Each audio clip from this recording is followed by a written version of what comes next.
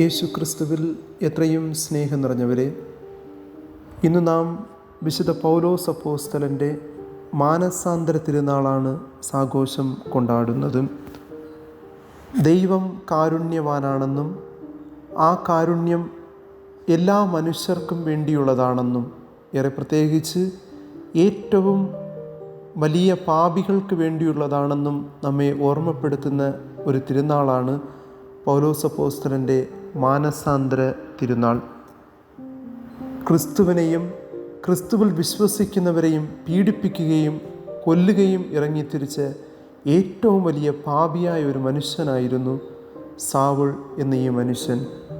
എന്നാൽ ദൈവം അവനോട് കാരുണ്യം കാണിച്ചു, അവനോട് ക്ഷമിച്ചു, അവനെ സ്നേഹിച്ചു എന്നുള്ളതാണ് ഈ തിരുനാളിൻ്റെ പ്രത്യേകത.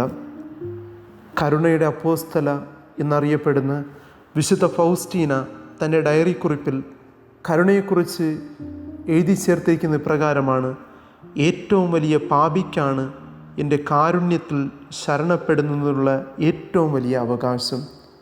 സ്നേഹമുള്ളവരെ, ഏറ്റവും വലിയ പാപികൾക്കാണ് ദൈവത്തിൻ്റെ കാരുണ്യം അനുഭവിച്ചറിയുവാൻ സാധിക്കുന്നത്.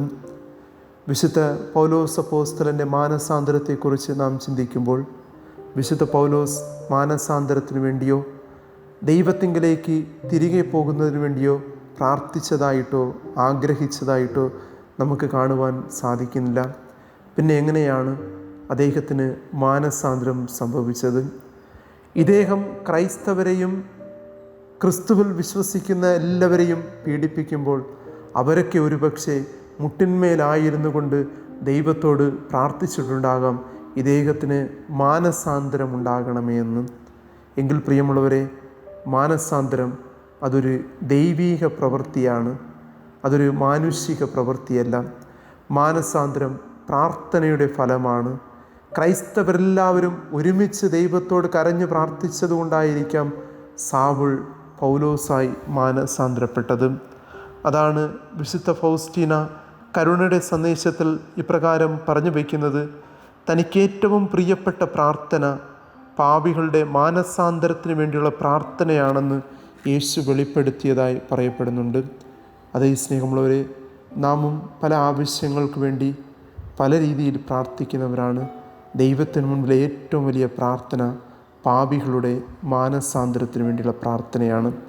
നമ്മുടെ ചുറ്റും നാം വലിയ പാപികളെന്ന് മാറ്റി നിർത്തപ്പെട്ടവരെയൊക്കെ അവഗണിക്കാതെ, അവരെയൊക്കെ തള്ളിക്കളയാതെ അവരുടെ മാനസാന്തരത്തിന് വേണ്ടി നാം പ്രാർത്ഥിക്കണം എന്ന് ഓർമ്മപ്പെടുത്തുന്നതാണ് ഈ തിരുനാൾ.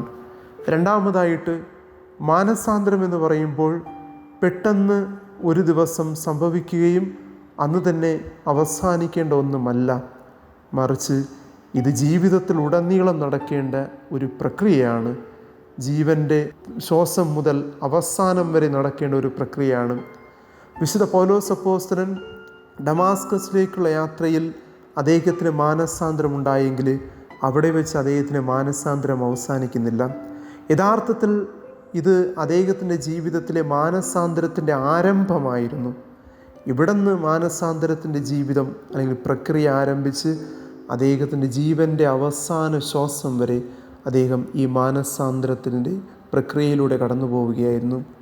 ജീവിതത്തിൻ്റെ ഓരോ നിമിഷങ്ങളും അദ്ദേഹം പാപത്തെ ഉപേക്ഷിക്കുവാനുള്ള തീരുമാനത്തിലൂടെ, പാപ സാഹചര്യങ്ങളിൽ നിന്ന് അകന്നു നിൽക്കുവാനുള്ള തീരുമാനത്തിലൂടെ, വരപ്രസാദത്തിൽ ജീവിക്കുവാനുള്ള തീരുമാനം ഓരോ നിമിഷവും എടുത്തുകൊണ്ടാണ് ആ മാനസാന്തര പ്രക്രിയയിലൂടെ കടന്നു പോകുന്നത്.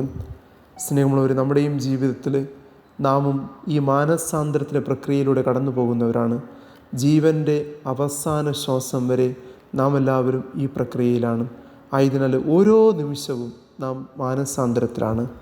പാപം ഉപേക്ഷിക്കുവാനുള്ള തീരുമാനം, പാപ സാഹചര്യങ്ങൾ ഉപേക്ഷിക്കുവാനുള്ള തീരുമാനം, വരപ്രസാദത്തിൽ ജീവിക്കുവാനുള്ള തീരുമാനം, ഇവയൊക്കെ ഓരോ നിമിഷവും എടുക്കുമ്പോഴാണ് യഥാർത്ഥത്തിൽ നാം ഈ മാനസാന്തരത്തിൻ്റെ പ്രക്രിയയിലൂടെ കടന്നു പോവുകയും വിശുദ്ധ പൗലോസിനെ പോലെ ക്രിസ്തുവിന് സാക്ഷ്യം നൽകുന്ന അപ്പോസ്തലനായി മാറുവാനും സാധിക്കുന്നത്. അതിനുള്ള അനുഗ്രഹത്തിനായിട്ട് നമുക്ക് ഈ ദിവസം പ്രാർത്ഥിക്കാം. സർവശക്തനായ ദൈവം നമ്മേവരെയും സമൃദ്ധമായി അനുഗ്രഹിക്കട്ടെ.